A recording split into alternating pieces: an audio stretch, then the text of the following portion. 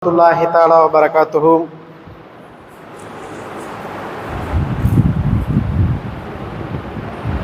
إن الحمد لله نحمده ونستعينه ونستغفره ونؤمن به ونتوكل عليه ونعوذ بالله من شرور أنفسنا ومن سيئات أعمالنا من يهده الله فلا مضل له ومن يضلل فلا هادي له ونشهد أن لا إله إلا الله وحده لا شريك له ونشهد أن محمدا عبده ورسوله وما بعد رب اشرح لي صدري ويسر لي أمري واحلل عقدة من لساني يفقهوا قولي رضينا بالله ربا وبالإسلام دينا وبمحمد صلى الله عليه وسلم نبيا ورسولا.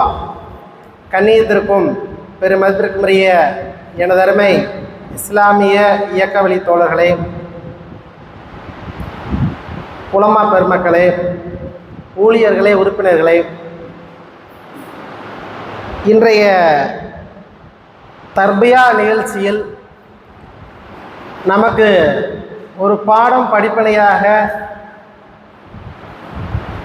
தர்பியத் முதலே சொன்னாங்களா இல்லையா, சம்சுதீன் ஆலிம் சாவுங்க, அந்த தர்பியத்தை வளர்த்து கொள்வதற்காக நாம் இங்கே ஒன்று கூடி அமர்ந்திருக்கின்றோம். அந்த ரீதியில் எனக்கு கொடுக்கப்பட்டுள்ள விஷயம், ஏன் முஸ்லிம்களிடம் அறிவு தேடல் குறைந்தது? இன்னைக்கு அறிவுன்னு சொன்னால் அது எங்கே கிடைக்குதுன்னு சொல்லி கேட்பாங்க. அதுவும் தேடல்னு சொல்லி சொன்னால் நீங்கள் என்ன செய்யுங்க, அந்த தெருவில் போய் கேளுங்க, இந்த மார்க்கெட்டில் போய் கேளுங்கன்னு கூட சொல்லுவாங்க. ஏன்னா அவ்வளோ கேவலமாக நினைக்கக்கூடிய சூழ்நிலை இன்று வந்து விட்டது. யாருமே அறிவுன்னு சொன்னால் அந்த அறிவை பயன்படுத்துறது கிடையாது. அதை எந்த முறையில் பயன்படுத்தணும், அதை எப்படி பயன்படுத்தணும், எந்த வகையில் கையாளணுன்றதுக்கு தெரியாது. இன்றைக்கி நாலேஜ், அந்த நாலேஜ், அறிவு என்று சொன்னால் ஆங்கிலத்தில் சொல்லுவாங்க அந்த நாலேஜை தேர்வதற்கு நாம் என்ன செய்கிறது இல்லைன்னா எங்கேயும் போகிறதே கிடையாது. ஏன், நம்ம பள்ளியை தேடி கூட போகிறது கிடையாது. ஆனால் இன்றைக்கி முஸ்லீம்கள் ஒரு காலத்தில் தத்துவமாக இருக்கட்டும் அல்லது அறிவியலாக இருக்கட்டும் உயர்ந்த நிலையில் இருந்திருக்காங்க. ஆனால் காலப்போக்கில் என்ன செய்யப்பட்டது சொன்னால் மழுங்கி விட்டது. மழுங்குவதற்கு காரணம் என்ன? நம்மிடத்தில் ஒன்றிணைந்த கல்வி, ஒருங்கிணைந்த கல்வி கிடையாது. ஒருங்கிணைந்த அங்கன்வாடி மையம் போவோம் முதல்ல. ஆனால் நம்முடைய பிள்ளைகள் என்ன செய்கிறது கிடையாது, ஒன்றிணைந்த கல்விக்கு அனுப்புறது கிடையாது. மக்தப் மதர்சான்னு சொல்கிறோமா இல்லையா, அந்த மக்தப் மதர்சாவுக்கு நம்ம என்ன செய்கிறது கிடையாது, அனுப்புறது கிடையாது. அப்போ அங்கேருந்து தான் அந்த அறிவு தேடல் என்பது அந்த குழந்தைகளுக்கு ஆரம்பிக்குது. அப்போ அந்த குழந்தைகள் முஸ்லீமாக பிறந்து முஸ்லீமாக வளரக்கூடிய இளம் தலைமுறைகளாக ஆகக்கூடிய காலகட்டம் முதல் விதையே அங்கே தான், அந்த மதரசாக்கள் தான். அந்த மதரசாக்களில் ஒன்றிணைந்த கல்வியை பயில்வதற்கு நாம் என்ன செய்யறதில்லை, குழந்தைகளை வார்த்தெடுக்கிறது கிடையாது. அப்போ அறிவியல் தத்துவம் எப்படி வளரும் நினைச்சு பாருங்க. இன்னைக்கு அறிவு என்பதற்கு பதிலாக பயன்படுத்தக்கூடிய சொல் நிறைய சொற்கள் இருக்குது. ஞானம்னு சொல்லலாம், அல்லது மதின்னு சொல்லலாம், அல்லது உணர்வுன்னு சொல்லலாம், அல்லது புரிந்து கொள்ளுதல்னு சொல்லி சொல்லலாம். விவேகம், மேதை, மனோபலம், மனோதிடம், மனக்கருணை, புத்திசாலித்தனம், தீர்க்க தரிசனம், திறமை, விழிப்புணர்வு, அனுபவம், கல்வி, விளக்கம், புரிந்து கொள்தல், கருத்தூன்றல், ஊக்கம், ஆய்வு, தீர்மானம், தீர்ப்பு, முடிவு, கருத்து, எண்ணம், இப்படி சொல்லிக்கொண்டே போகலாம். ஆனால் இன்னைக்கு என்ன செய்யறது இல்லைன்னா அந்த ஞானத்தை பயன்படுத்துறது கிடையாது. ஒரு ஆழமான புரிதல் அல்லது அறிவை குறிக்கின்றது அந்த ஞானம்.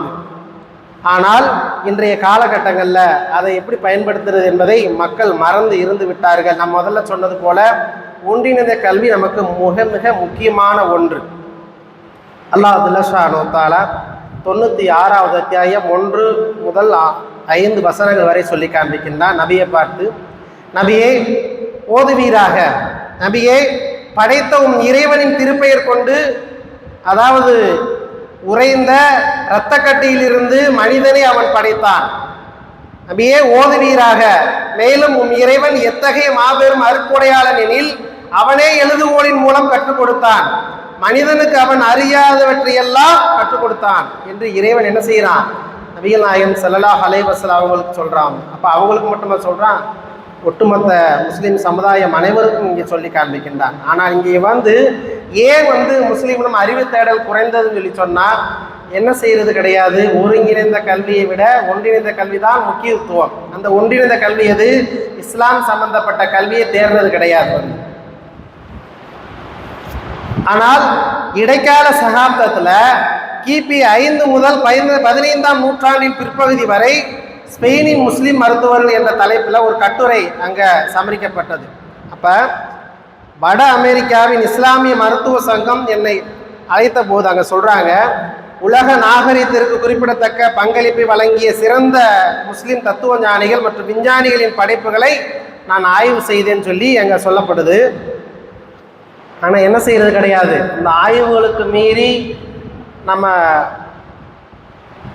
என்ன சொல்கிறது, அந்த நாலேஜ் என்ன செய்யறதுன்னா பயன்படுத்துறது கிடையாது. எல்லா விஷயங்கள்லையுமே என்ன செய்யறதுன்னா பயன்படுத்துகிறோம். செல்ஃபோன் நோண்டுன்னு சொல்லி சொன்னால் என்னென்னதெல்லாம் போகணுமோ அந்த இதெல்லாம் என்ன செய்வோம், யூடியூப் போகணுமா, ஃபேஸ்புக் போகணுமா, எல்லாம் போயிடுவோம். ஆனால் அதற்கும் அப்பாற்பட்டு குர்ஆனில் தேடக்கூடிய அந்த ஆய்வுகளை என்ன செய்யறது கிடையாது, நாம தேடுறது கிடையாது. இங்கே எதிர்கால பயன்பாட்டிற்காக கண்டறிந்தவை எல்லாம் படிக்கும்போது, புரிந்து கொள்ளும் போது, பதிவு செய்யும் போது மனிதன் திறனை இந்த குர்ஆன் வசனங்கள் மூலம் குறிப்பிட்டு காண்பிக்கின்றான். எல்லாத்தையுமே நம்ம பயன்படுத்துவோம். எல்லாத்தையுமே எதிர்காலத்திற்காக என்னென்ன தேவையெல்லாம் இருக்கோ அதெல்லாம் என்ன செய்வோம், யூடியூப்லேயோ அல்லது ஃபேஸ்புக்லேயோ அல்லது இன்ஸ்டாகிராம்லேயோ எல்லாத்துலையும் என்ன செய்வோம், பயன்படுத்துவோம், தேடி பார்ப்போம். அந்த அறிவு தேடல் இருக்கும். ஆனால் இஸ்லாம் சம்பந்தப்பட்ட அந்த அறிவு தேடல் என்பது முஸ்லீம்களிடத்தில் குறைந்து கொண்டுதான் இருக்கின்றது. அந்த இஸ்லாம் சம்பந்தப்பட்ட விஷயங்கள் மட்டும் கிடையாது, உலகாவிய விஷயங்களும் அங்கே மழுங்கி கொண்டுதான் போகின்றது. இவன் என்ன செய்வான், ஆகாத போகாத என்ன செய்வான்னா யூடியூப்லேயும் ஃபேஸ்புக்லேயும் பார்ப்பான். ஆனால் அறிவு சார்ந்த விஷயங்களை நம்ம என்ன செய்யறது கிடையாது, அங்கே ஃபேஸ்புக்கில் பார்க்கறது கிடையாது, யூடியூப்பில் பார்க்கறது கிடையாது, மற்ற விஷயங்கள் என்ன செய்யறது கிடையாது, இன்டர்நெட்டில் பயன்படுத்துறது கிடையாது. ஆனால் உலக நாகரிகத்திற்கு முஸ்லீமுடைய பங்களிப்பு எப்படி இருக்க வேண்டும் என்று சொன்னால், முஸ்லீம் கண்ட்ரிபியூஷன் டு வேர்ல்டு சிவிலைசேஷன் சொல்லுவாங்க. அந்த இதில் போய் சர்ச் பண்ணி பார்த்தா நமக்கெல்லாம் தெரியும்.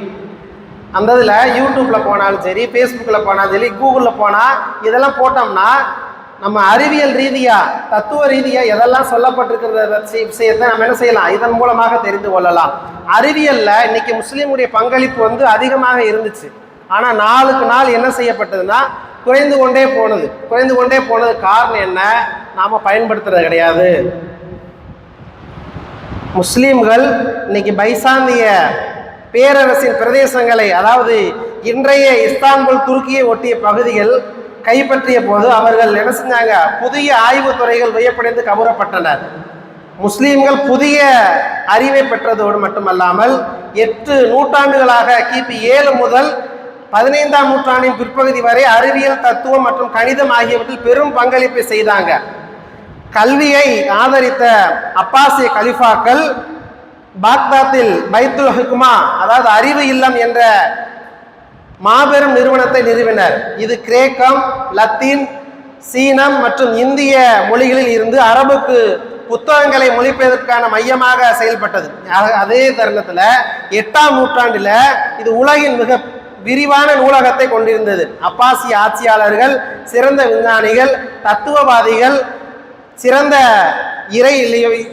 இறைலிபியார்கள் அவர்களின் இனம் அல்லது மத பின்னணியை பொருட்படுத்தாமல் அவர்கள் மீது கவனம் செலுத்தி ஆதரவு அளித்தாங்க. அப்ப இது பக்தாத் நகரத்தை அறிவு, கலாச்சாரம் என்று வர்த்தகத்தின் மையமாக மாற்ற உதவியது. இன்னைக்கு கல்வி விழிப்புணர்வு விஷயங்கள்லாம் நம்முடைய கிராமங்களில் ஒவ்வொரு கிராமங்களையும் நடத்துகிறோம். அந்த கல்வி விழிப்புணர்வு ஏன் நடத்துகிறோம், நம்ம பிள்ளையும் நாளை படித்து என்ன செய்யணும், பெரிய ஆள் ஆகணும், நாளையும் கற்றுக்கிறணும், என் பிள்ளை கலெக்டர் ஆகணும், என் பிள்ளை டாக்டர் ஆகணும், என்னுடைய பிள்ளை பெரிய சிவில் இன்ஜினியர் ஆகணும்னு சொல்லி என்ன செய்கிறோம், கற்பனையில் நம்ம பிள்ளைகளை படிக்க வைக்கிறோம். கற்பனையில் இல்லாமல், அது கதையாக இல்லாமல், அது வரலாறாக இல்லாமல் நம்ம என்ன செய்கிறோம், வாழ்க்கை பாடமாக நம்ம படிக்க வைக்கின்றோம். வாழ்க்கை பாடமாக நாம் படிக்க வைக்க வேண்டும். இதுதான் இஸ்லாம் என்ன செய்யப்படுகின்றது சொல்கின்றது. ஏன் முஸ்லீம் இடத்த அறிவு தேடல் குறைந்ததுன்னு சொல்லி சொன்னா, சுமார் 10 ஆண்டுகளுக்கு முன்னாடி 11ஆம் நூற்றாண்டில் அறிவின் உச்சத்தை எட்டிய முஸ்லீம்கள் இன்றைக்கு எதற்காக இழிவான நிலைக்கு வந்து சேர்ந்தனர் என்ற ஆச்சரியம் நமக்கே எழுந்தது. எப்படி எழுந்துச்சுன்னா, வீழ்ச்சிக்கான உண்மையான காரணத்தை பற்றிய ஆழமான ஆய்வுகளுக்கு வழிவகுத்தது. இன்னைக்கு நாம எதுலையுமே என்ன செய்யறதுன்னா கலந்து கொள்றது கிடையாது. இன்னைக்கு ஒரு பிசிக்கு போறான்னு சொல்லி சொன்னா, போலீஸ் வேலைக்கு போகணும்னு சொல்லி சொன்னா அதெல்லாம் வேண்டாம், ஆசிரியர் பணிக்கு போகணும்னு சொல்லி சொன்னா அதுவும் வேண்டாம், அல்லது என்ன செய்யறோம் நம்ம வேற மற்ற பணிக்கு போகணும்னு சொல்லி சொன்னா அதுவும் வேண்டாம். இப்படி எல்லாமே வேண்டாம் வேண்டாம்னு சொல்லிட்டு மார்க்கத்தை படிக்க வைப்போம்னு சொல்லி சொன்னா மார்க்கத்தையும் படிக்க வைக்கிறது கிடையாது. வந்து இப்போ மார்க்கம் இருந்துச்சுன்னு சொல்லி சொன்னா என்ன செஞ்சிடும், எல்லாமே வந்துவிடும். இறை மார்க்கம் என்பது, இஸ்லாம் என்பது அந்த மனிதனிடத்தில் இருந்தது என்று சொன்னால் அறிவு தேடல் என்பது தானாக உதித்துவிடும், தானாக மலர்ந்து விடும். ஆனால் இன்னைக்கு இருக்கக்கூடிய சமூகம், இளம் தலைமுறை என்ன செய்யறாங்கன்னா அந்த மார்க்கத்தை தேடுறது கிடையாது. மழுங்கிய வாளை போல இருக்கின்றார்கள், தீட்டுறது கிடையாது. வந்து அப்ப அந்த சமூகம் தன்னைத்தானே சீர்திருத்திக் கொள்ள வேண்டும், தனக்குத்தானே பக்குவப்படுத்திக் கொள்ள வேண்டும். அல்லாஹு தஆலா ஒரு வசனத்துல சொல்றான், அதாவது ஒன்றிணைந்த கல்வியை பற்றி சொல்லும் போது, தனி மனித இனத்தை சீர்படுத்துவதற்காக தோற்றுவிக்கப்பட்டிருக்கும் சிறந்த சமூகம் சொல்லி நம்மளை என்ன செய்யறான், பெரிய சர்டிபிகேட் கொடுக்குறான். அந்த சர்டிபிகேட்டை கொடுத்து நம்ம என்ன செய்யறோம்னா அதை தோற்றுவிக்கிறது கிடையாது, தோக்கடிக்கத்தான் செய்யறமே ஒழிஞ்சு தோற்றுவிக்கிறது கிடையாது. வந்து 3வது அத்தியாயம் 110வது வசனத்துல சொல்றான், இனி மனித இனத்தை சீர்படுத்துவதற்காக தோற்றுவிக்கப்பட்டிருக்கும் மிக சிறந்த சமூகத்தவராய் நீங்கள் இருக்கிறீர்கள். நீங்கள் நன்மை புரியும்படி ஏவுகின்றீர்கள், தீமையிலிருந்து தடுக்கின்றீர்கள். அப்படிப்பட்ட சமூகமாக இருந்து கொண்டு நமக்கு சர்டிஃபிகேட், எவ்வளோ பெரிய சர்டிஃபிகேட், எங்கேயுமே கிடைக்காத ஒரு என்னது நன்னடத்தை சான்றிதழ். அந்த நன்னடத்தை சான்றிதழை இறைவனே நமக்கு கொடுக்கின்றான். அந்த நன்னடத்தை சான்றிதழை வாங்கி கொண்டு நம்ம என்ன செய்யறது கிடையாது, அதை பயன்படுத்துறது கிடையாது. அபூ ஹுரைரா ரலியல்லாஹு தஆலா அவங்க அறிவித்த ஒரு ஹதீஸ்ல, யார் இந்த உலகத்துல மனிதர்களின் துயரத்தை நீக்குகிறார்களோ அல்லாஹ் அவர்களை மறுமையின் துயரங்களை என்ன செய்வான், இருந்து காப்பாற்றுவான் என்று சொன்னாங்க. வந்து நபிஸல்லல்லாஹு சொன்னதான் வந்து அபூ ஹுரைரா ரலியல்லாஹு தஆலா அறிவிக்கிறாங்க ஒரு ஹதீஸ்ல, யார் வந்து இந்த உலகத்துல மனிதருடைய துயரத்தை நீக்குறாங்களோ அல்லாஹ் அவருடைய மறுமையில் என்ன செய்வான், துயரங்களை நீக்குவான் என்று சொன்னாங்க. முஸ்லீம்ல பதிவு செய்யப்பட்ட ஹதீஸ். ஆக அறிவியல், கல்வி மற்றும் தொழில் வளர்ச்சி மூலம் மறுமையை ஒழிக்க முடியும். ஜகாத்திற்காக வசூலிக்கப்படும் பணத்தை கல்விக்காக செலவிட வேண்டும், இதன் மூலம் மறுமையை தீர்க்கலாம். இந்த முறையில தான் பின்னாளில் ஜகாத் பெற தேவையில்லாத ஒரு சமூகத்தை உருவாக்கலாம் என்று என்ன செய்யப்படுது, பைத்துல் மால் என்று சொல்லி நிறுவப்பட்டது. எதிர்காலத்துல முஸ்லிம் விஞ்ஞானிகள் தேவை. இன்னைக்கு அதை குரான்லேயே பார்த்தா தெரியும். ரஷ்யாவில் அதை கண்டுபிடிச்சேன், ஐரோப்பாவில் இதை கண்டுபிடிச்சேன், லண்டனில் இதை கண்டுபிடிச்சேன். என்ன செஞ்சோம், நாங்கள் கீழே போய் 7 வானத்தையும் தோண்டி இதை பார்த்தோம், அதை பார்த்தோம், சொர்க்கம் நரகன்றது காமிச்சிச்சு. வந்து இதெல்லாம் என்ன செய்வாங்கன்னா சொல்லுவாங்க. ஆனால் நாம் என்ன செய்யலாம், நம்முடைய குரானிலே வந்து இதை தேடுதலாக எடுத்துக்கொள்ளலாம். அன்றைய காலத்தில் என்ன செஞ்சாங்க, நபி வந்து ஒவ்வொரு விஷயங்களுமாக நற்பண்புகளை நமக்கு வளர்த்தாங்க. ஆனால் இன்னைக்கு அதை வந்து என்ன செய்யறாங்க, இன்னைக்கு ட்ரெண்டு மூலியமா ஆடை அணிகிறதா இருக்கட்டும், அல்லது ஒழுக்க விழுமங்களாக இருக்கட்டும், இன்னைக்கு என்ன செய்யற நவ நாகரிகன்ற பேர்ல சொல்றாங்க. அந்த நவ நாகரிகத்தை நபிகள் நாயகம் ஸல்லல்லாஹு அலைஹி வஸல்லம் 1400 வருடங்களுக்கு முன்னாடியே நமக்கு கற்றுக் கொடுத்துட்டாங்க. அல்லாஹ் ஜல்ல ஷானு தஆலாவும் அதை என்ன செஞ்சான், குர்ஆன்ல நமக்கு சொல்லி காமிச்சிருக்கிறா. வந்து ஒரு மனித சமுதாயம் இருக்கக்கூடியவங்க இப்படித்தான் இருக்கணும், இந்த வழியில தான் போகணும்னு சொல்லி. அப்ப இது ஒரு அறிவு தேடல் இல்லையா? அந்த அறிவு தேடலை நம்ம என்ன செய்யறது கிடையாது, பயன்படுத்துறது கிடையாது. உங்களை நீங்களே மாற்றிக்கொள்ளாத வரை உங்களுடைய இறைவன் என்ன செய்ய மாட்டான், உங்களுடைய உள்ளங்களை மாற்றான்ற ரீதியில தன்னைத்தானே சீர்திருத்தம் செய்து கொள்ள வேண்டும், தன்னைத்தானே சுய மதிப்பீடு செய்து கொள்ள வேண்டும். இன்னைக்கு போட்டிருக்க ட்ரெஸ்ஸு நல்ல ட்ரெஸ்ஸா, அல்லது அழுக்கானதா, அல்லது கிழிஞ்சிருக்கா, இப்பதெல்லாம் நம்ம பார்க்குறோமா இல்லையா? இது ஒரு அறிவு தேடல் தான். வந்து நாம் இங்கே போகக்கூடிய இடம் நல்ல இடமா அல்லது தீய இடமா, இங்கே போகலாமா அல்லது போகக்கூடாதா, இப்படியெல்லாம் பார்ப்பது கூட ஒரு அறிவு தேடல் தான். வந்து அல்லது கல்வி கற்க போகிறோமே, இந்த கல்வியை நாம் படிக்கிறோமே, இது மக்களுக்கு பயனுள்ளதாக இருக்குமா அல்லது பயனில்லதாக இருக்குமா என்று சொல்லி நாம் என்ன செய்கிறோம், இது ஒரு அறிவு தேடல் தான். வந்து இப்படியான அறிவு தேடலை தேடக்கூடிய மனிதன்தான் இந்த உலகத்தில் இருக்க முடியும். முஸ்லீம்களிடத்தில் அறிவு தேடல் என்பது மிக மிக குறைவாக போனது காரணம் ஒன்றிணைந்த கல்வி என்பது இல்லாமல் போனதால் தான். அந்த ஒன்றிணைந்த கல்வி என்பது இல்லை. இன்னைக்கு நம்ம ஒரு தர்பியா நிகழ்ச்சின்னு சொல்லி நம்ம வைக்கிறோம். இந்த நிகழ்ச்சியில ஒன்றிணைந்த மக்கள், ஒருங்கிணைந்த மக்களாக, ஊழியர்களாக, உறுப்பினர்களாக, வட்டங்களாக நம்ம என்ன செய்ய இருக்கிறோம். ஆனால் எவ்வளோ மக்களில் கொள்கை ரீதியாக இருக்கட்டும், இன ரீதியாக இருக்கட்டும், இல்லை மத ரீதியாக இருக்கட்டும், யாருமே என்ன செய்யறது கிடையாது. ஒன்றிணைந்த கல்வியா, ஒருங்கிணைந்த கல்வியா, ஒன்று கூடுதலாக தர்பியாவுடைய நிகழ்ச்சியாக நடத்துறது கிடையாது. அல்ஹம்துலில்லாஹ். அந்த ரீதியில் நாம் இந்த தர்பியா நிகழ்ச்சியில் இந்த விஷயங்களில் நாம் என்ன செய்கிறோம், முதன்மையாக கருதப்படுகின்றோம். அல்ஹம்துலில்லாஹ். நாம் எதிர்காலத்தில் வரக்கூடிய மக்களாக, வரக்கூடிய காலங்களில் நாம் ஒருங்கிணைந்த கல்வி, ஒன்றிணைந்த கல்வி மற்றும் எல்லா விஷயங்களிலும் இஸ்லாம் மார்க்கம் சம்பந்தப்பட்ட விஷயங்களில் நாம் அறிவு தேடல்களை தேடக்கூடிய மக்களாக அல்லாஹ் ஜல்ல ஷானு தஆலா உங்களையும் என்னையும் நம்முடைய உற்றார் உறவினர்களையும் உலக அனைவரையும் இது போன்ற நல்ல ஒரு பாக்கியத்தினை தந்தல்வானாக. வாஹிரு தஅவானா அல்ஹம்துலில்லாஹி ரப்பில் ஆலமீன். அஸ்ஸலாமு அலைக்கும் வரஹ்மத்துல்லாஹி தஆலா வபரகாத்துஹு.